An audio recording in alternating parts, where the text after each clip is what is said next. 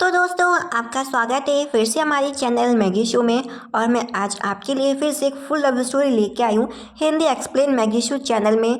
तो गाइस जिसने भी सब्सक्राइब ना किया हो मैगी शो चैनल को ज़रूर सब्सक्राइब कर लें, क्योंकि ये स्टोरी बहुत ज़्यादा इंटरेस्टिंग और आपको बहुत ज़्यादा मज़ा आएगा स्टोरी देखने में। तो जो इस कहानी में जो हमारी हीरोइन होती है वो सेन परिवार की बेटी होती है एंड उसका नाम शन शी होता है। एंड इस कहानी के जो हमारे हीरो होते हैं उनका नाम जियांग फू होता है, जो कि जियांग परिवार के सबसे बड़े बेटे होते हैं। तो आइए इस ड्रामे को चालू करते हैं, जहाँ पे हमारी हीरोइन की फ्रेंड उसे मिमी फ़ोन करती है कि मेरी फ्रेंड डाइव बार में रह गई है, तुम उसे ले आओ। वो लेने जा रही होती तभी वो देखती है कि जो जियांग परिवार का सेकंड मास्टर है वो किसी और लड़की के साथ चिपका हुआ है। और ये देख के उसे बुरा लगता है, क्योंकि उसका शादी जियांग परिवार के सेकंड मास्टर के साथ होने वाला होता है। वो इन दोनों का फ़ोटो क्लिक कर लेती है, फिर अपनी फ्रेंड मिमी से मिलती है और उसको पेन ड्राइव देती है। फिर अपनी फ्रेंड मिमी को दिखाती है कि ये देखो जियांग परिवार का सेकंड मास्टर क्या कर रहा है। ये देख के वो बोलती है उसकी फ्रेंड मिमी, ये तो तुमसे शादी करने वाला है ना, इसका तो बहुत लड़कियों से अफेयर चल रहा है, तुम्हें इससे शादी नहीं करनी चाहिए। अब जान लेते हैं कि ये सब कैसे चालू हुआ। हमारी हीरोइन सेन परिवार की बेटी होती है, बचपन में उसके माँ बाप मर गए होते हैं एक्सीडेंट की वजह से। तो सेन परिवार ने बचपन में ही जियांग परिवार में शादी करने का फैसला किया होता है अपनी डॉटर का। इसके बाद जियांग परिवार के लोग सेंसी को वापस घर लाए होते हैं कि इसके माँ बाप नहीं है और वैसे भी आगे चल के इस घर की बहू बनेगी, तो हम इसे अभी से घर में ले आए हैं। तो वहाँ पे सबसे पहले जियांग परिवार के बड़े बेटे से मिलती है जियांग फू। वो कुछ साल तक घर में रहता है, फिर अब्रॉड निकल जाता है बिजनेस और पढ़ाई के लिए। उसकी फ्रेंड बोलती है कि अगर जियांग परिवार का दूसरा बेटा फेंग अच्छा नहीं है तो तुम जियांग परिवार के बड़े बेटे जियांग फू के बारे में क्यों नहीं सोचती हो। वो कहती है मैं उनकी रिस्पेक्ट करती हूँ और वो मुझसे काफ़ी बड़े भी हैं।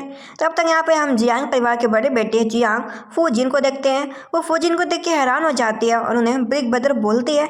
वैसे दोनों ये सगे भाई बहन नहीं होते। इसके बाद फूजिन उसे अपने साथ घर लेके आते हैं, वो भी उसके पीछे घर आते हैं। फूजिन बोलते हैं कि मेरे छोटे भाई के साथ तुम्हारा शादी का रिश्ता कैसा चल रहा है। वो कुछ नहीं बोलते। इधर जो माँ बाप होते हैं परेशान हो रहे होते हैं, क्योंकि जो उनका छोटा बेटा फेंग होता है वो उसका बहुत सारा लड़कियों से अफेयर चल रहा होता है। वो बात कर रहे होते हैं कि बचपन में ही पहले ही हो गया था कि जियांग परिवार का बेटा असन परिवार की बेटी का शादी होगा। अब बाहर बातें फैल रही होंगी कि ये शादी क्यों नहीं हो रही। ये देख के बड़ा बेटा फूजिन बोलता है कि अगर मेरा छोटा भाई शादी नहीं करना चाहता है सेंसी से तो कोई बात नहीं, लेकिन अगर शादी नहीं होगी तो नाम खराब होगा इस जियांग परिवार का ही कि वो लोग अपने वादे के पक्के नहीं है। तो मम बोलती है हमें क्या करना चाहिए। तभी वहाँ पे सेंसी आ जाती है कि अगर सेकंड मास्टर मुझसे शादी नहीं करना चाहते फेंग तो कोई बात नहीं, लेकिन फूजिन बोलता है अगर मेरा छोटा भाई फेंग तुमसे शादी नहीं करना चाहता तो क्या हो गया, लेकिन मैं तो तुमसे शादी करना चाहता हूँ। ये सुनने के बाद तो सेंसी के होश ही उड़ जाते हैं। इधर वो बाहर खड़ा होता है और बोल रहा होता है कि मैं तुम्हें सोचने का मौका देता हूँ, ध्यान से सोचो सेंसी। वो कहती ठीक है। उसके जाने के बाद फूजिन के फादर आते हैं और वो अपने बड़े बेटे फूजिन के ऊपर बहुत ही खुश होते हैं और फूजिन से पूछते भी है कि तुम ये सब तैयार हो ना। वो बोलता है हाँ ये सब मैं फैमिली के लिए कर रहा हूँ और मैं सेंसी का बहुत अच्छे से ख्याल भी रखूंगा। फादर बोलते हैं मुझे अपने बड़े बेटे से उम्मीद थी, लेकिन छोटा बेटा निकम्मा निकल गया फेंग। इधर वो जा रही होती है तभी उसे सीढ़ियों पे फिर से फूजिन मिल जाता है। वो उसे इग्नोर करने की कोशिश कर रही होती है। वो उससे पूछता भी है कि तुम मुझे इग्नोर कर रही हो क्या। वो बोलती है ऐसी बात नहीं है, मैं भला आपको इग्नोर क्यों करूँगी। फिर बोलती है कि दिखावा करती है कि उसे बहुत तेज़ नींद आ रही है तो उसे अभी सोने के लिए जाना होगा। लेकिन फूजिन उसका हाथ पकड़ लेते हैं, उसे अपनी तरफ खींचते हुए बोलते हैं कि अगर तुम मुझे इग्नोर कर रही हो तो तुम मुझे बोल दो। वो बोलती है मैं आपको इग्नोर नहीं करती। वो बोलते हैं कि तुमने शादी के बारे में क्या सोचा। वो कहती है कि मुझे थोड़ा और वक्त चाहिए तो मैं आपको सोच के बता सकती हूँ। वो कहता है ठीक है तुम्हें और वक्त चाहिए तो मैं तुम्हें और वक्त देता हूँ, लेकिन जल्दी सोच के बताना। वो कहती है ठीक है अच्छा मैं सोच के बता दूंगी। और इसके बाद वहाँ से चली जाती है एंड हम अगले दिन का हम सीन ये देखते हैं जहाँ पे वो अपनी फ्रेंड के साथ घूम रही होती है। उसकी फ्रेंड बोल रही होती है तो मतलब अब जियांग परिवार के छोटे बेटे से तुम शादी नहीं करोगी तो किससे शादी करोगी। वो बोलती है कि बिग ब्रदर से मैं शादी नहीं कर सकती। तभी वो सामने उसी लड़की को देखती है एंड इनका नाम मिस मैंग होता है। इन्हीं ने जियांग परिवार के छोटे बेटे फेंग को फंसा रखा होता है। उसकी फ्रेंड बोलती है इसी लड़की ने सेकंड मास्टर को तुमसे छीन लिया, ये कितनी बुरी है। और कहती छोड़ो ना, वैसे भी अब मुझे लगता है कि तुम्हारा शादी जियांग परिवार के बड़े बेटे जियांग फूजिन से होगा, तो हम छोटे बेटे की बातें क्यों करें। इसके बाद उसकी फ्रेंड मिमी वहाँ से चली जाती है काम का बहाना बना के। दूर से जो फूजिन होता है वो देखता है कि ये किसी लड़के के साथ क्लोज है। असिस्टेंट को बोलता है इसके बारे में पता करो कि कौन है ये लड़का।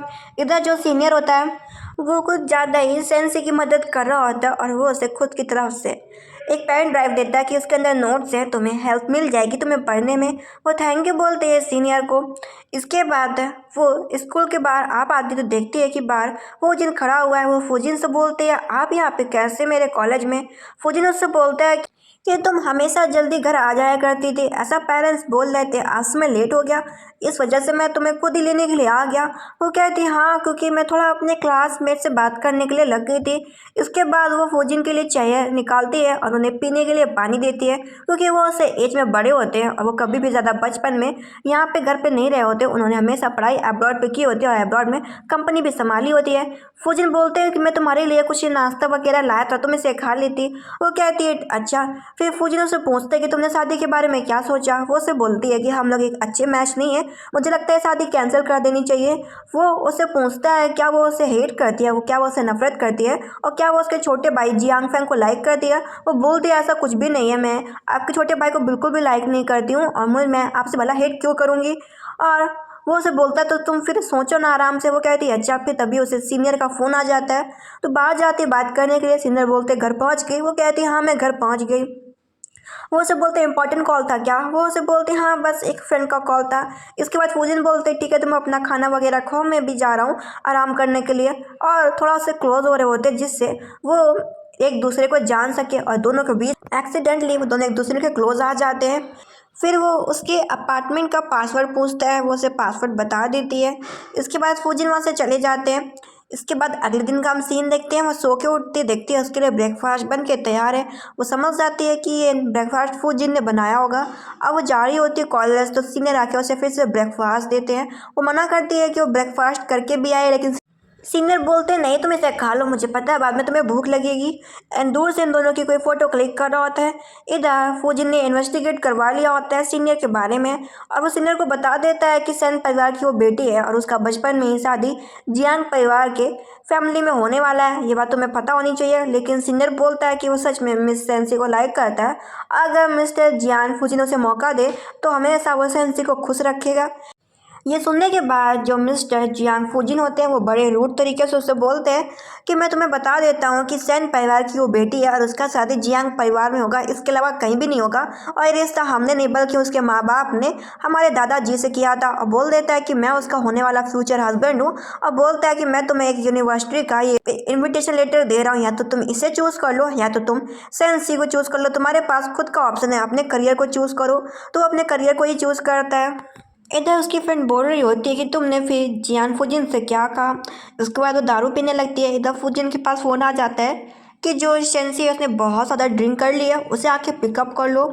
इधर मिमी को भी उसका दोस्त पिकअप करने के लिए आ जाता है। थोड़ी देर बाद फुजिन भी आ जाता है और वो देखता है कि सेंसी ने बहुत ज़्यादा ड्रिंक पी रखी है, तो उसे उठाता है और वो मिमी के फ्रेंड से बोलता है कि मैं सेंसी को लेके जा रहा हूँ। सेंसी उसे आग कर लेती है क्योंकि बाहर बहुत ज़्यादा गड़गड़ाहट की आवाज़ आ रही होती है और उसे उस आवाज़ों से डर लगता था। यहाँ पे फुजिन याद करता है कि बचपन में भी वो बार थंडर स्ट्राइक से डर जाया करती थी। इसके बाद वो सब बोलता है ठीक है डरो मत, ये तो सिर्फ बारिश हो रही, बिजली गिर रही, इसके अलावा और कुछ भी नहीं। और वो बहुत ज़्यादा नशे में होती है। तभी उसके पास फिर से सीनियर फ़ोन कर रहा होता है, तो फुजिन फ़ोन पिकअप करता है। फुजिन बोलता है कि मैंने तुमसे कहा था ना कि तुम एक चीज़ को चूज़ करो, तुमने अपने करियर को चूज़ कर लिया, तो बार बार फ़ोन क्यों कर रहे हो। वो बोलता है क्योंकि जो सेंसी है बिजली से डरती है। वो बोलता है कि मैं हूँ सेंसी के पास, तुम्हें चिंता करने की ज़रूरत नहीं है। वो सीनियर का फ़ोन कट कर देता है। वो दोबारा उठती है और बोलती है कि वो अनकंफर्टेबल फील कर रही है, उसके कपड़े चेंज कर दो। अगले दिन वो देखती है कि सामने फुजिन बैठा हुआ है, उसके लिए पानी उसे देता है पीने के लिए। वो पीती है और हैरान होती है कि कल क्या हुआ था। और वो याद करती है कि उसने ज़बरदस्ती फुजिन को बोला होता है कि वो उसके कपड़े चेंज कर दे क्योंकि कपड़े बहुत ज़्यादा टाइट होते हैं। ये सब सोचने के बाद वो तो हैरान हो जाती है कि वो ऐसा कैसे कर सकती है। उसके बाद सीन देखते हैं फुजिन उसे अपने साथ मॉम डैड से मिलवाने के लिए लेके जाता है। वो मॉम डैड से मिलने के लिए जा रही होती है। वैसे वो उसको देखना तो नहीं चाह रही होती, उसे इग्नोर करने की कोशिश कर रही होती है क्योंकि जो उसने हरकत की होती है इस वजह से वो काफ़ी शाय फील कर रही होती है। लेकिन फुजिन उसे अपने साथ लेके जाता है। एंड ये सब देख देख के जियांग परिवार का छोटा बेटा जल रहा होता है। वो अपने मॉम डैड से बोलता है कि आपने पहले कहा था कि सेंसी का शादी मेरे साथ होगा, तो वो मेरे बड़े भाई के साथ क्यों घूम रही है। यहाँ पे फादर बोलते कि तुम अपने आप में झांक के देखो कि तुम कितने गलत हो, तुम्हें पता भी है हर महीने में तुम्हारी कोई ना कोई नई गर्लफ्रेंड आती रहती है। सेंसी भी अच्छे परिवार की लड़की है, हमने तुम्हें मौका दिया था कि तुम सेंस के क्लोज जा सको, लेकिन तुमने मौका खो दिया। तब तुम्हारा शादी सेंसी के साथ नहीं होगा बल्कि तुम्हारे भाई फूजिन का शादी होगा। इधर उसका भाई बोल रहा होता है कि तुम्हारी गर्लफ्रेंड्स कैसी हैं। वो बोलता है कि ठीक है। वो अपने भाई से बोलता है कि तुम सच में सेंसी से शादी करना चाहते हो सिर्फ बिजनेस फैमिली के लिए। फूजिन बोलता है ऐसी बात नहीं है। वो अगर शादी भी करेगा सेंसी से तो उसका हमेशा ख्याल रखेगा और अपने छोटे भाई जियांगफेंग को अपनी गर्लफ्रेंड के बारे में ख्याल रखने को बोलता है और उसके बाद वहाँ से चला जाता है। इधर जो सेंसी होती है घर पे बैठी होती तभी उसे पता चलता है कि उसके भाई का एक्सीडेंट हो चुका है और अभी उसे होश नहीं आया और साथ साथ कोई जानबूझ के सेन परिवार को बर्बाद करना चाह रहा है, बैंकरप्ट कर रहा है और फंड्स की भी कमी हो गई है। ये सुनने के बाद तो परेशान हो जाती है। इधर ये सारी बातें जियांग परिवार में फूजिन को भी पता चल जाती है कि सेन परिवार को कोई ज़बरदस्ती दबाने की कोशिश कर रहा है। वो अपने हेल्पर को बोलता है कि जाओ जल्दी से सन कंपनी में इन्वेस्ट करो जाके जिससे उन्हें फंड्स मिल सके और उनकी कंपनी बैंकरप्ट होने से बचे। इधर जो सेंसी होती है फ़ोन करती है फूजिन के पास कि वो उससे मिलना चाहती है। वो बोलता है कि मैं अभी ड्राइवर को भेज देता हूँ तो मैं पिकअप करने के लिए। वो उससे मिलने के लिए चाहती है। वो उससे बोलता है कि और बताओ कैसे आना हुआ मेरी कंपनी पे। वो बोलती है क्या वो शादी वाला जो रिश्ता था वो अभी भी वैलिड है। वो बोलता है हाँ बिल्कुल वैलिड है, अगर तुम शादी करना चाहती हो मेरे साथ तो तुम कर सकती हो। फिर वो से बोलती है कि मेरे भाई की कंपनी ठीक नहीं चल रही, हमें इन्वेस्ट की ज़रूरत है, क्या तुम मदद करोगे। वो बोलता है तुम मेरी बीवी बनने वाली हो तो मैं भला तुम्हारी मदद क्यों नहीं करूँगा। अब बोलता है मैंने पहले अपने हेल्पर को भेज दिया है कि वो सेन कंपनी में इन्वेस्ट करे जाके। ये बात सेंसी को भी फ़ोन से पता चल जाती है कि जियांग परिवार के लोग आए हैं और उन्होंने सेन कंपनी में इन्वेस्ट किया है। फिर इसके बाद वहाँ से वो चली जाती है। थोड़ी देर बाद फूजिन को एक और न्यूज़ मिलती है कि जो उसका भाई है फिर से मीडिया पे हॉट सर्च में आ चुका है क्योंकि वो फिर से बहुत सारी गर्ल लड़कियों के साथ घूम रहा है। इधर हम सीन देखते हैं मिस्टर सन को पता चलता है कि उसके कंपनी में जियांग कंपनी ने इन्वेस्ट किया है। फिर वो अपने भाई से मिलने के लिए जाती है। उसके भाई से बोलती है कि माँ बाप छोड़ गए तुम भी क्या मुझे छोड़ दोगे। उसका भाई बोलता है मैं तो ठीक हूँ। फिर बोलता है कि अगर तुम्हें शादी पसंद ना हो तो तुम शादी को तोड़ सकती हो। उसका भाई बोलता है कि सन फैमिली के लिए बिजनेस के लिए अपने आप को ज़बरदस्ती इस शादी में मत घुसेड़ो, मुझे पता है कि तुम इस शादी से खुश नहीं हो। वो अपने भाई से बोलती है कि भाई डॉन आप चिंता मत करें, सब कुछ ठीक चल रहा है और मुझे कोई भी दिक्कत नहीं है, मुझे फूजिन पसंद है और मैं उनसे शादी करना चाहती हूँ, उन्होंने हमारी हेल्प भी करी है। उसका भाई बोलता है ऐसा लग तो नहीं रहा तुम्हारे चेहरे से। फूजिन उसे मैसेज करके बुलाता है कि आ जाओ सर्टिफिकेट लेना है। दोनों मैरिज सर्टिफिकेट ले लेते हैं। फूजिन बहुत खुश होता है कि वो फाइनली इसने शादी कर ली है सेंसी के साथ। अब वो दोनों कार में बैठे होते हैं। वो थोड़ी नर्वस होती है। वो उससे सर्टिफिकेट लेता बोलता है मैं तुम्हारे लिए सर्टिफिकेट को संभाल के रखूँगा। उसका हाथ पकड़ के बोलता है कि तुम्हें सोचने की ज़रूरत नहीं है, मैं तुम्हारा पति हूँ, आपसे तुम्हारी हर परेशानी को मैं सॉल्व करूँगा, चिंता मत करो। फिर सभी लोग फैमिली डिनर पर बैठे होते हैं और आज फैमिली डिनर कंप्लीट करते हैं। फूजिन से बोलता है कि चलो अब से हम हस्बैंड वाइफ हैं, हमें एक ही रूम में रहना चाहिए। और आज सेंसी का बर्थडे भी होता है तो सासू माँ बहुत ज़्यादा खुश होती है और बोलती है अब से तुम हमारी बहू बन गई हो और मैं तुम्हें गिफ्ट दे रही हूँ। उसे नेकलेस देते हैं। इसके बाद फूजिन उसे अपने कमरे में लेके जाता है। वो थोड़ी नर्वस होती है। वो उसे बोलता है नर्वस मत हो क्योंकि तुम मेरी एक वैलिड वाइफ हो। फिर इसके बाद उसे लिप किस करता है। वो थोड़ी और नर्वस हो जाती है। फिर वो बहाना मारती है कि वो नहा के आती है। फिर इसके बाद वो आगे देखते हैं। वो उसे ऐसा बोलती है। इसके बाद वो नहा के आ जाती है और थोड़ी डरी हुई होती है। वो उसे बोलता है डरने वाली क्या बात है और उसे हंस के बोल रहा होता है बिल्कुल भी मत डरो, हम लोग हस्बैंड वाइफ है, तुम्हें क्या समझ में नहीं आ रहा। उसे प्यार से समझाता है। इसके बाद वो दोनों अब लीगल कपल के तौर पे आगे होते हैं। इसके बाद वो दोनों इंटीमेट होते हैं। अगले दिन का हम सीन देखते हैं। यही सब सोच के बहुत साई फील कर रही होती है। फूजिन बोलता है क्या हो गया, क्या मैं तुम्हारे लिए डॉक्टर बुलाऊं। वो बोलती नहीं ऐसी बात नहीं है। वो ठीक फील कर रही है। थोड़ी देर बाद वो खुद से ही उठ के आ जाएगी। उसे समझाता है कि देखो यार तुम इतना अजीब बिहेवियर मत करो, सब कुछ ठीक है, तुम्हें काम रहना चाहिए। इसके बाद वो अपनी फ्रेंड से मिलने के लिए जाती है। उसकी फ्रेंड बोलती है तुम्हारी शादी हो गई क्या। अपनी फ्रेंड को बता देती है कि हाँ उसने शादी कर ली है फूजिन के साथ। उसकी फ्रेंड बोलती है क्या तुम लोग सच में रियल वाले कपल बन चुके हो। वो कुछ नहीं बोल रही होती। उसकी फ्रेंड सोचती है कि उसे अपनी दोस्त को फूजिन को क्लोज लाना होगा तो बोलती है मैं तुम्हारे लिए एक गिफ्ट तैयार करूँगी। फिर इसके बाद उसे उसका बर्थडे गिफ्ट देती है दूसरा और बोलती है मैंने तुम्हारे लिए एक और बर्थडे गिफ्ट तैयार किया है, जब तुम घर पहुँच जाओगे तब मैं तुम्हें वो बर्थडे गिफ्ट भेज दूँगी। वो बोलती है अच्छा ठीक है। इसके बाद वो घर में बैठी होती है। बोलती है मुझे तुम्हारा गिफ्ट मैंने देख लिया और दूसरा गिफ्ट क्या है। तभी वो उसको एक ऐसा वीडियो भेज देती है जिसे देख के उसके तो होश ही उड़ जाते हैं और अजीब तरीके की इसमें आवाज़ें आ रही होती है। पीछे से फूजिन आ जाता है तो वीडियो बंद कर देती है। वो उसे बोलता है आवाज़ कैसी थी। वो चुपके से वहाँ से बाहर जा रही होती है ताकि वो वीडियो देख सके। फूजिन बोलता है क्या हो गया। वो बोलती है पानी पीने जा रही है। वो बोलता है पानी तो कमरे में ही रखा है। फिर उसका फ़ोन दिखता है और बोलता है तुम ऐसे वीडियो क्यों देख रही हो। और बोलता है क्या तुम्हें ऐसे वीडियो पसंद है, ये सब तो हम लोग भी कर सकते हैं ना। वो शर्माने लगती है और बोलती है ये सब मैंने नहीं किया बल्कि मेरी फ्रेंड ने भेजा है, और उससे क्लियर कर रही होती है कि वो ऐसे वीडियो नहीं देखती बिल्कुल भी। लेकिन फूजिन बोलता कोई बात नहीं, नहीं देखती तो कोई बात नहीं, और उसे डरने से मना करता है। इसके बाद वो बोलता है कि जैसा इस वीडियो में हो रहा है हमें वैसा ही करना चाहिए, फिर उसे चुपके से किस करता है। इसके बाद हम अगले दिन का हम सीन देखते हैं। वो बैठी होती है, उसकी बैकबोन में दर्द होता है। उसकी फ्रेंड बोलती है क्या हुआ, कुछ हुआ कि नहीं हुआ, वो कुछ नहीं बोलती। इधर वो जा रही होती है तो उसको फैंग पकड़ लेता है कि पहले तुमने कहा था कि तुम मुझसे शादी करोगी। वो से बोलती है तुम्हें शर्म आनी चाहिए, मैं तुम्हारी भाभी हूँ और मैंने तुमसे कब कहा कि मेरा शादी तुम्हारे साथ होगा। और वो उसके गले में लव बाइट के निशान देखता है, उस पर गुस्सा करता है, वो उस पर खुद गुस्सा करती है क्या वो उसकी भाभी है और उसको उससे दूर रहना चाहिए। इसके बाद फूजिन आता है अपनी वाइफ से मिलने के लिए उसके अपार्टमेंट में। वो अपने भाई फैंग को देखता है। भाई फैंग बोलता है कि वो तो अपने दोस्त से मिलने के लिए आया था। इसके बाद सेंस उसकी कार में बैठ जाती है और वो उससे पूछता भी है कि फूजिन कि यहाँ पे मेरा भाई जियांग क्या कर रहा था। वो कुछ नहीं बोलती, वो कहती मुझे नहीं पता वो क्यों आया था, वो उससे मुझसे मिलने बिल्कुल भी नहीं आया। वो उससे बोलता है ठीक है। फिर वो उससे बोलता है क्या उसकी वो बैकबोन में दर्द है। वो कहती है हाँ थोड़ा सा दर्द है। इसके बाद हम सीन देखते हैं वो आराम से सो रही होती है और उसे आज फीवर भी आ गया होता है। वो देखता है उसे फीवर आ गया और वो सपने में देख रही होती है कि वो छोटी है और उसे किसी चीज़ से डर लग रहा है तो कोई उसे कवर करता है, उसे डरने से मना करता है। फिर सपने में ये भी दिखती है कि जो फैंग है वो उससे बोल रहा है कि वो उसके बड़े भाई से शादी कैसे कर सकती है, तुम बहुत सेल्फिश हो, तुम सिर्फ अपने बारे में सोचती हो। जहाँ पे वो बोलने लगती है कि फैंग ऐसी बात नहीं है। और जो फूजिन होता है वो उसके मुंह से अपने छोटे भाई फैंग का नाम सुन लेता है। ये देख के उसे काफ़ी गुस्सा आता है और उसे बहुत ही बुरा लगता है कि वो अपने वाइफ के मुंह से फैंग का नाम कैसे सुन सकता है। वो सो के उठती है और ढूंढने के लिए जाती है फूजिन से। फूजिन बोलता तुम्हारा फीवर उतर गया ना। फिर उससे पूछता भी है कि तुम कल सपने में किसका नाम बोल रही थी। वो हैरान हो जाती है, बोलती है क्या मैंने कुछ ऐसा बोल दिया जो कि मुझे नहीं बोलना चाहिए था। वो कहता नहीं तुम ज़्यादा मत सोचो। फिर इसके बाद दोनों कार में बैठे होते हैं। वो उसे बोलता है कि गाड़ी से थोड़ी देर बाद उतरना। इसके बाद वो खुद से उसे लिप किस करने लगता है। वो उसे रोकती भी है कि वो दोनों कार में बैठे हैं, लेकिन वो बोलता है नहीं। तभी वहाँ पे जो फैंग होता है वो अपने भाई को ढूंढते हुए आ जाता है। बोलता है कि तुम भाई गाड़ी में क्यों बैठे हुए हो, और बोलता है इस फाइल में साइन कर दो, और वैसे तुम्हारी वाइफ सेंसी कहाँ पे है। तो वो छुप जाती है सेंसी। जो फूजिन होता है बोलता है कि वाइफ तो घर पे होगी और कहाँ होगी। ये बात सुनने के बाद जो टैंग होता है वहाँ से चला जाता है। उसके बाद जो फूजिन होते हैं वो सेंसी होती हैं, वो दोनों मिलके कार में इंटीमेट होने लगते हैं। और जब फूजिन इंटीमेट हो रहा होता है तो टैंग पीछे मुड़ के देखता है कि कहाँ से आवाज़ आ रही है। वो देखता है कि जो कार है वो हिल रही है। उसे बहुत ही गुस्सा आता है कि उसके भाई ने उससे झूठ बोला है और वो कार के अंदर सेंसी के साथ में बैठा था।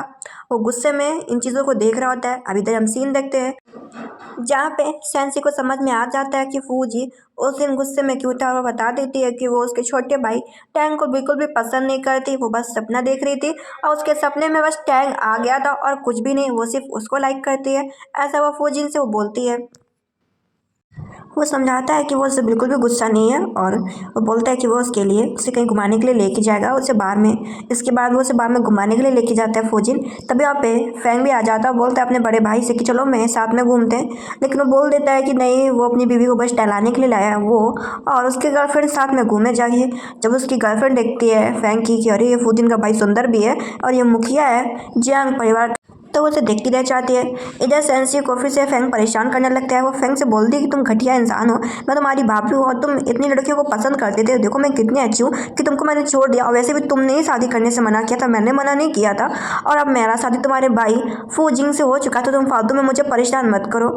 इसके बाद वो अपने हस्बैंड की कार में बैठी होती है। उसका हस्बैंड बोलता है क्या तुमने आज फ़न किया। वो उसे बोलती है हाँ आज उसने फ़न किया। वो बहुत ही खुश होता है। इसके बाद वो सिर्फ अपनी तरफ खींचता है और उसे एक प्यारी सी किस करता है। इसके बाद वो चुपचाप बैठी होती है। उसका हस्बैंड बोलता है अब तुम्हारा कहीं घूमने का कुछ प्लान है। वो बोलती नहीं, अभी तो इतना ही उसका घूमने का प्लान था और कहीं नहीं। इसके बाद उसे उसके भाई का फ़ोन आता है कि उसका भाई उससे मिलना चाहता है। वो कहती ठीक है। ये बात अपने हस्बैंड को फ़ोन करके बता देती है कि वो 2-3 दिन के लिए अपने भाई के घर में जा रही है, वो अपने भाई के साथ में रहेगी, और ये चीज़ वो अपने हस्बैंड को बोल देती है। वो उसे बोलता है ठीक है तो फिर तुम अच्छे से जाओ। इधर जो उसका हस्बैंड होता है फूजिन, वो उसके भाई से मिलने के लिए मिस्टर डोंग से जाता है और मिस्टर डोंग बोलते हैं कि मैं शादी को नहीं मानता और मुझे पता है शादी सिर्फ बिजनेस फैमिली की वजह से की गई है, तो बेहतर होगा कि तुम इस शादी को ख़त्म कर दोगे। जहाँ पे जी मिस्टर जियांग फूजिन बोलते हैं कि आप भले शादी शादी को ना मानते हो, लेकिन मेरी वाइफ सेंसी बहुत ही खुश है शादी से। हम लोग शादी कर चुके हैं और हम लोग एक लीगल कपल भी हैं। अगर आप इस शादी से खुश नहीं है तो मैं इसमें क्या ही कर सकता हूँ। और फिर बोलता है कि मैंने सुना है कि आप सेंसी के खून के भाई नहीं है। क्या ऐसा तो नहीं है? आप चाहते हैं कि सेंसी का शादी किसी के साथ ही ना हो। ये देख के वो गुस्सा आता है कि तुम मेरे बारे में कैसे बात कर सकते हो मिस्टर फूजिन। मिस्टर फूजिन बोलता है कि क्योंकि आप चाहते थे कि मेरे भाई का भी शादी ना हो सेंसी के साथ, और आप ये भी चाहते हैं कि मेरा भी शादी उसके साथ ना हो। फिर आप क्या चाहते हैं? वो जाते जाते मिस्टर डोंग को बता के जाता है फूजिन कि जो सेंसी के माँ बाप मरे थे ना, वो एक एक्सीडेंट नहीं था, बल्कि ये सब आपके अंकल ने जानबूझ के कराया है, जिसका नाम सेन हुई है। ये सुनने के बाद मिस्टर डोंग दोबारा से इन्वेस्टिगेट करने को बोलता है कि पता करो कि एक्सीडेंट के बारे में दोबारा से। इधर वो कार में बैठी होती है, उसका भाई उसे पिकअप करने के लिए आया होता है। वो खुश हो जाती है, फिर उसे कॉलेज तक छोड़ देता है। वो कॉलेज से उतर के जा रही होती है, तभी कुछ लड़कियां बातें कर रही होती हैं कि अरे ये तो हमारी जूनियर है ना, कॉलेज में पढ़ती है, ये इतनी महंगी गाड़ी से उतरी है। तो जहाँ पे ये जो लड़की होती है वो बोलती है पता नहीं, और बोलती शायद वो आदमी इसका दोस्त होगा जिस गाड़ी से उतरी है, महंगी वाली गाड़ी से। दूसरी फ्रेंड बोलती है अच्छा दोस्त होगा, वो भी इतनी महंगी गाड़ी, जरूरी हो कि वो उसका दोस्त होगा, और उसका फोटो क्लिक करके वायरल कर देती है स्कूल के ग्रुप्स में। और ये फोटो बहुत ज़्यादा वायरल हो जाती है। या तो उसकी फ्रेंड को भी पता चलती है कि कोई तुम्हारी बदनामी कर रहा है, और देखो ना ये कौन बुरी लड़की है, ये तुमसे पक्का जेलस फील करती होगी। इधर ये बात जियांग फूजिन को भी पता चल जाती है, और फूजिन का असिस्टेंट बताता है कि मास्टर सेन परिवार के बेटे मिस्टर डोंग ने खुद आके बोला है कि वो उसकी बहन थी और अपनी बहन को कॉलेज तक छोड़ने के लिए आए थे। अब हमें क्या करना चाहिए? वो बोलता है कि ये भी वायरल कर दो कि मैं उसका पति हूँ और मैं जियांग परिवार का मुखिया भी हूँ, और साथ साथ जिसने भी ये सब किया है ना उसे छोड़ना मत, उसे भी पनिशमेंट मिलनी चाहिए। वो अपने हेल्पर को ऐसा करने को बोलता है। इधर हमारी हीरोइन सेंसी को पता चल जाता है कि उसकी जो अफवाह हो रही थी वो भी हटा दी गई है, और मिस्टर जियांग ने खुद ही बताया कि वो दोनों शादीशुदा है। और जिस लड़की ने फोटो अपलोड की होती है उसको धमकियां मिलना चालू होती है कि तुम जिसकी बदनामी कर रही हो वो खुद ही जियांग परिवार की मुखिया की वाइफ है, और तुम अपने कैरेक्टर के बारे में देखो, तुम खुद ही एक बूढ़े आदमी के साथ दारू पीती घूमती रहती हो। जो वहाँ पे वो दूसरी फ्रेंड से बोलती है कि वो उसकी हेल्प करे, उसने उसके लिए इस लड़की का फोटो वायरल किया था। तो जो वो फ्रेंड होती है वो साफ साफ मना कर देती है कि मैं तुम्हारी मदद नहीं कर सकती, और मैंने तुमसे कब कहा था कि वो उसका बॉयफ्रेंड है कि क्या है, तुम्ही ने उसकी फोटो वायरल की थी, और मैं तुमसे कोई भी लेना देना नहीं है। और वो उस फ्रेंड की मदद करने से भी मना कर देती है। इसके बाद असिस्टेंट बोलते हैं बॉस अब आप क्या करेंगे? फूजिन बोलता है कि आज की सारी मीटिंग कैंसिल कर दो, क्योंकि वो अपनी वाइफ से मिलने के लिए जाएगा। पूरे 2 दिन हो गए होते हैं वो अपनी वाइफ से मिला नहीं होता। इधर हम सीन देखते हैं, जो अंकल होते हैं वो बैठे होते बात कर रहे होते हैं मिस्टर डोंग से कि अब कंपनी तुम लोगों को नहीं संभालनी चाहिए, कंपनी मुझे संभालनी चाहिए। जहाँ पे डोंग बोलता है कि नहीं, अगर मेरी बीमारी ठीक नहीं है कि मैं कंपनी नहीं चला पा रहा तो मेरी बहन सेंसी कंपनी संभाल लेगी। और ये बात वो सेंसी के सामने भी बोलता है। ये देख के अंकल को बात अच्छी नहीं लगती, फिर बोलते ठीक है अच्छा मैं जा रहा हूँ, और वहाँ से वो चले जाते हैं। इसके बाद वो घर में होती है, उसका भाई से सिखा रहा होता है कि कंपनी कैसे चलाई जाती है, जिससे आगे चल के सेन कंपनी को चला सके, उसे कोई भी दिक्कत ना आई हो। गार्ड से पता चलता है कि यहाँ पे जियांग परिवार के मुखिया फूजिन आ चुके हैं। ये सुनने के बाद तो हमारी हीरोइन हैरान हो जाती है। उसका भाई बोलता है कि तुम तो कह रही थी कि तुम अपने हस्बैंड से प्यार कर रही हो, तुम्हारे चेहरे से इतना अजीब बिहेवियर क्यों लग रहा है? वो बोलती है कि मुझे उम्मीद नहीं थी कि मेरा हस्बैंड मुझसे मिलने के लिए सेन परिवार में आ जाएगा। तभी उसका हस्बैंड भी सेन परिवार में आ जाता है। वो अपने हस्बैंड को बोलते हैं यहाँ पे आने की क्या जरूरत थी? फूजिन बोलता है कि मैं अपनी बीवी से 2-3 दिन से नहीं मिला। जहाँ पे मिस्टर सन बताता है कि देखो मैं अपनी बहन को सिखा रहा हूँ कि कंपनी कैसे चलाई जाती है, अगर ये सब सीख लेगी तो उसे आगे आराम होगी और अच्छे से कंपनी चला पाएगी। अब वो इन दोनों के बीच में फंस गई होती है। जहाँ पे फूजिन बोलते हैं बहुत ही अच्छी बात है, मैं भी जियांग परिवार का प्रेसिडेंट हूँ और मैं भी मालिक हूँ, मुझे भी सब अच्छे से आता है। वो दोनों मिलकर उसे बैठ कर सिखा रहे होते हैं कि कैसे फाइल तैयार की जाती है, कैसे प्रोजेक्ट पे काम किया जाता है। वो बोलते हैं कि वो बहुत थक चुकी है और आप दोनों भी आराम कर लो। उसका भाई नहीं मान रहा होता तो अपने हस्बैंड से बोलती है कि वो सच में बहुत ज़्यादा थक गई है। ये देखिए फूजिन बोलता है कि मेरी बीवी थक गई है, मैं उसे आराम करने के लिए लेके जा रहा हूँ। अब मिस्टर सेंगडोंग आपको भी आराम करना चाहिए। उसकी वाइफ कमरे के अंदर जा रही होती है, लेकिन वो उसे पकड़ लेता है, बोलता है मेरी प्यारी वाइफ मैं तुमसे 2-3 दिन से नहीं मिला था। फिर वो उसे पकड़ के लिप किस करने लगता है, जहाँ पे वो उसे दूर हटा रही होती है कि ये उसके भाई का घर है, उसे ऐसा नहीं करना चाहिए। वो उसे बोलता है कि नर्वस होने की बिल्कुल भी ज़रूरत नहीं है। बोलता है कि तुम जिस चीज़ के लिए बच रही हो वो चीज़ मेरे पास है। वो उसे बोलती है कि तुम इस चीज़ को यहाँ पे क्यों लेके आए हो? वो उसे बोलता है कि घर में रखा था तो मैं इसे यहाँ पे ले आया, अब तुम्हें कोई भी प्रॉब्लम नहीं होनी चाहिए, समझ में आ गया तुम्हें? वो उसे बोलती है बस ऐसे हाँ में इशारा करती है। इसके बाद दोनों ही इंटीमेट होते हैं। अगले दिन का हम सीन देखते हैं, वो बैठी होती है और तैयार हो रही होती है। उसका भाई उसे मैसेज करता है कि उसे अचानक किसी काम से जाना पड़ रहा है, वो घर पे रह के अपना खुद का ख्याल रखे। वो कहती ठीक है। इसके बाद उसका हस्बैंड बोलता है कि चलो भाई घर चलते हैं, दादाजी भी आने वाले हैं तो तुम्हें भी दादाजी से मिल लेना चाहिए। इधर जो जियांग परिवार का दूसरा बेटा फेंग होता है, वो बैठा होता है। लोग आपस में बातें कर रहे होते हैं कि सेन परिवार गिर नहीं वाला था अगर जियांग फैमिली के लोगों ने इन्वेस्ट ना किया होता तो सेन परिवार बैंकरप्ट हो गया होता। इधर दादाजी बहुत खुश होते हैं कि उनके बड़े बेटे मतलब फूजिन ने जैसा वादा हुआ था वादे के हिसाब से सेन परिवार की बेटी से शादी किया, और वो बहुत खुश होते हैं और बोलते हैं कि मुझे अपने बड़े ग्रैंडसन पे नाज है क्योंकि उसने हमेशा जियांग परिवार का नाम ऊंचाई रखा है। इधर वो बैठी होती है एंड हमारी हीरोइन सेंसी के पेट में दर्द हो रहा होता है। फिर दोनों हंसी खुशी एक दूसरे को चुटकियां काट रहे होते हैं, हंस खुश के खेल रहे होते हैं। ये सब उन दोनों को देख के जो फेंग होता है वो जल रहा होता है कि सेंसी उसके साथ होनी चाहिए, लेकिन उसके भाई ने उसकी जगह ले ली। इधर वो अपने भाई से बोल ही देता है कि तुम डिवोर्स कब लोगे, सेंसी के साथ वैसे भी ये शादी सिर्फ बिजनेस है, बिजनेस शादी को कौन चलाता है, वो भी जिंदगी भर के लिए। जहाँ पे जियांग फूजिन अपने छोटे भाई फेंग को बोलता है कि तुम गलत सोच रहे हो, अगर मैंने शादी कर ली है तो मैं हमेशा सेंसी का ख्याल रखूंगा।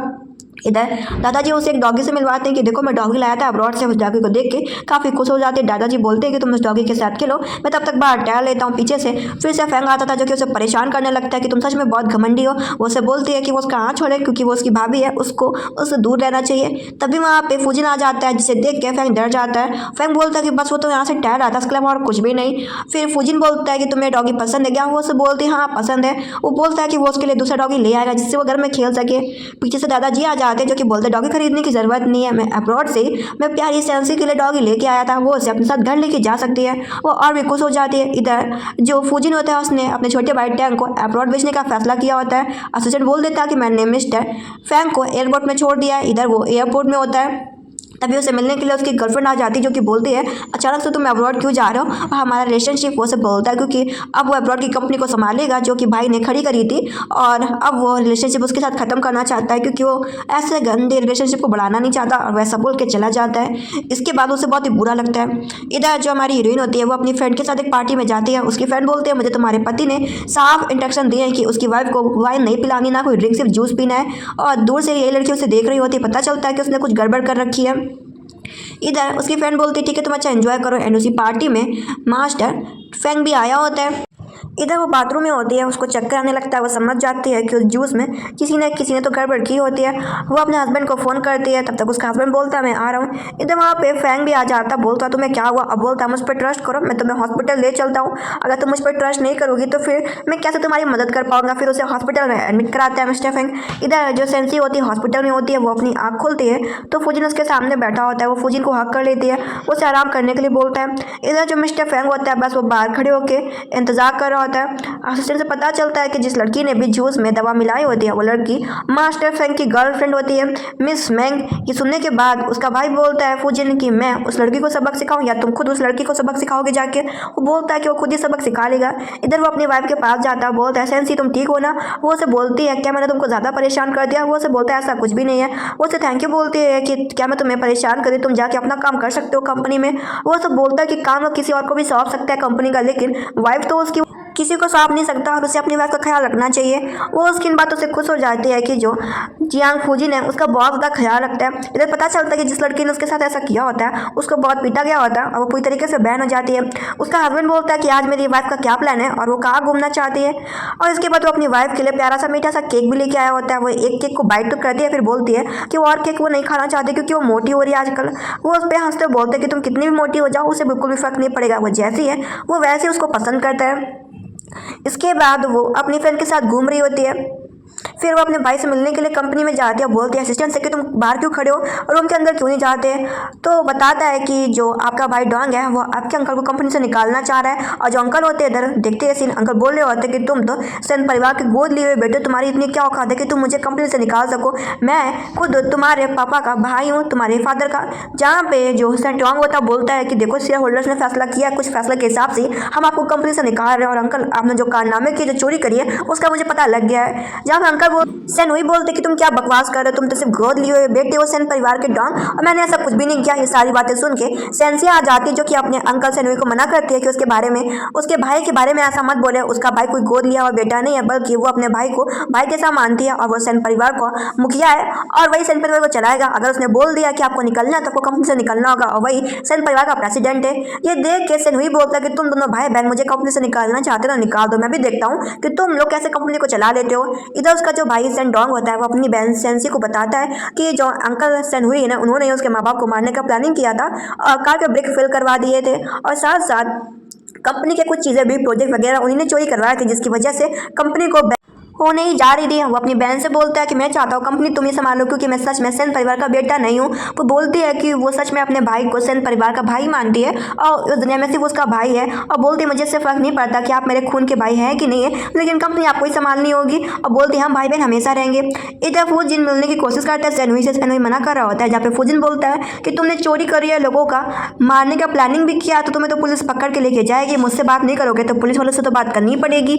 इधर अपनी वाइफ को बताता है कि जो उसके अंकल सैनवी हैं वो जेल में है। इधर उसके फ्रेंड को फोन आ जाता है कि वो कुछ शॉपिंग करने के लिए चले, तो उसका हस्बैंड उसे पैसे दे देता है कि ये लो तुम्हारे लिए मैंने ब्लैक कार्ड बनवाया है, घर में सभी के पास है, बस तुम्हारे पास नहीं था, जा जाके शॉपिंग कर लो। अब वो अपनी फ्रेंड के साथ बातें कर रही होती है कि बताओ तुम्हारे हस्बैंड के बीच में और तुम्हारे बीच में सब कुछ ठीक चल रहा है कि नहीं चल रहा। वो कहते हैं हाँ सब कुछ चीज़ ठीक चल रहा है। इधर वो जा रही होती है तो उसका जो हस्बैंड होता है वो उसको थोड़ा गिफ्ट देता है, फिर उसे बोलता है कि चलो मैं तुम्हें घर ले चलता हूँ। सभी लोग फैमिली में बैठ के अच्छे से डिनर वगैरह कर रहे होते हैं, वाइन वगैरह पी रहे होते हैं, जहाँ पे जो मिस्टर फुजिन होते हैं उन्होंने कुछ ज़्यादा ही ड्रिंक कर ली होती है। इसके बाद वो बोलता है कि लगता है मेरी वाइफ मोटी हो रही है, मुझे चेक करना चाहिए कि मेरी वाइफ कहाँ से मोटी हो रही है। वो हंसते हुए बोलती है अच्छा मैं तुम्हें मोटी लग रही हूँ सच में। वो बोलता है हाँ लग रही हूँ। इसके बाद दोनों खुद से एक दूसरे को किस करते हैं एंड फिर से इंटीमेट होते हैं। फिर इधर हमारी हीरोइन को पता चलता है कि उसने जो प्रोजेक्ट पर तैयारी की होती है वो कंपनी वालों को पसंद आ जाता है, तो उसे जाकर उस प्रोजेक्ट पे स्पीच देनी होती है, तो और भी खुश हो जाती है, तो उसे अब्रॉड जाना होता है और वो ये बात अपने हस्बैंड को बताती है। फिर अगले दिन उसने अपनी सामान की पैकिंग कर ली होती है। उसका हस्बैंड बोलता है अच्छे से रहना, कुछ भी दिक्कत हो तो वो मुझे खुद सीधा फ़ोन कर सकती है। इसके बाद इधर हम देखते हैं मिस किन को, जो कि फूजिन को ढूंढते हुए अब्रॉड वाली कंपनी में आई होती है।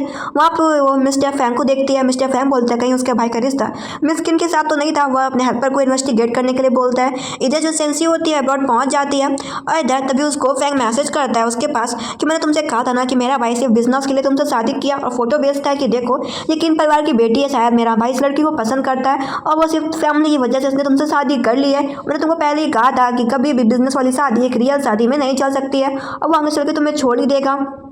ये सारे मैसेज देख के वो दुखी हो जाती है। तभी उसे अब्रॉड में सीनियर मिल जाता है और उसे बता रहा होता है कि देखो प्रोजेक्ट पे मैंने भी तैयारी की हुई है। वो दोनों बात करते हुए जा रहे होते हैं। असिस्टेंट बताता है कि मैडम हो रही।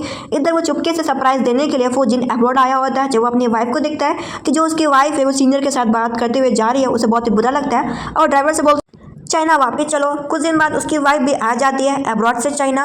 वो अपनी वाइफ से हंसते हुए चेहरे से उसे अपनी तरफ बुलाता है और बोलता है कि तुम जब अब्रॉड से चाइना वापस आ रही थी तुमने मुझे फ़ोन क्यों नहीं किया।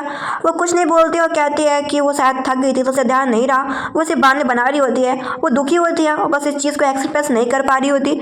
फौजिन उसके क्लोज जाने की कोशिश करता है लेकिन उसे दूर हटा देती है। फिर उसे बोलती है कि मुझे लगता है कि हमारी शादी सिर्फ एक बिजनेस वाली शादी है। अगर तुम मुझसे डिवोर्स चाहते हो तो मैं तुम्हें डिवोर्स देने के लिए तैयार हूँ। अगर तुम किसी को पसंद करते हो तो तुम मुझे खुल के बोल सकते हो, मैं तुम्हें कभी भी डिवोर्स दे सकती हूँ और तुम आराम से अपनी पसंदीदा लड़की के साथ लाइफ जी सकते हो जाके। ये सुनने के बाद तो उसे बहुत ही बुरा लगता है और उसे गुस्सा भी आ रहा होता है कि जो सेंसी है वो ऐसी अजीब बातें क्यों कर रही है। वो गुस्से में बोलता है कि वो अपनी वाइफ सेंसी को डिवोर्स नहीं देगा। फुजिन ऐसा सेंसी से बोल देता है। इधर सेंसी सोफे पे सो रही होती है। फुजिन सोच रहा होता है कि अचानक इसने डिवोर्स की बातें क्यों करी, तो वो अपने हेल्पर को फ़ोन करता है कि पता करो कि मेरी वाइफ आजकल किन किन लोगों से मिली है अब्रॉड में।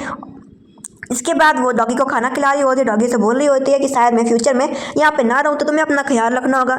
पीछे से फुजिन आ जाता है तो ये देख के वहाँ से उठ के जा रही होती है, लेकिन वो उसे रोक लेता है कि तुम मुझे बताओ कि तुम डिवोर्स क्यों चाहती हो। वो उसे बताती है कि वो मिस क्वीन के साथ उसका क्या रिश्ता है। अगर वो मिस क्वीन को पसंद करता है तो वो उसे डिवोर्स देने को तैयार है। ये सुनने के बाद तो वह हैरानी हो जाता है और वो बताता है कि तुम अच्छे से जानती हो कि मैं चाइना छोड़ के अब्रॉड में चला गया था। मैंने अब्रॉड में ही पढ़ाई करी है और अब्रॉड में ही कंपनी संभालना चालू कर दिया था।